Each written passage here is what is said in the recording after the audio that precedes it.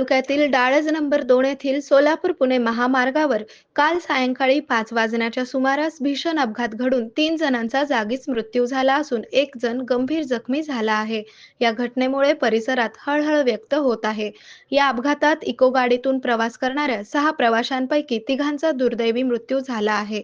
या मृतांमध्ये आदिती अमर हातेकर वय 25 वर्षे, सखुबाई ईश्वर गेजगे वय 60 वर्षे व जय अमर हातेकर वय 2 वर्षे, सर्व राहणार सांगोला, जिल्हा सोलापूर यांचा समावेश आहे. जय हातेकर हा चिमुकलाही या अपघातात दगावला आहे. या घटनेमुळे परिसरात प्रचंड निराशा पसरली आहे. या अपघातात इको गाडीचे चालक कबीरदास ईश्वर गेजगे वय वर्षे 50 राहणार पाटस हे गंभीर जखमी झाले असून त्यांच्यावर उपचार सुरू आहेत. तसेच स्वाती कबीरदास गेजगे वय 34 वर्षे व समृद्धी कबीरदास गेजगे वय 10 महिने दोघीही राहणार पाटस या जखमी झाल्या आहेत.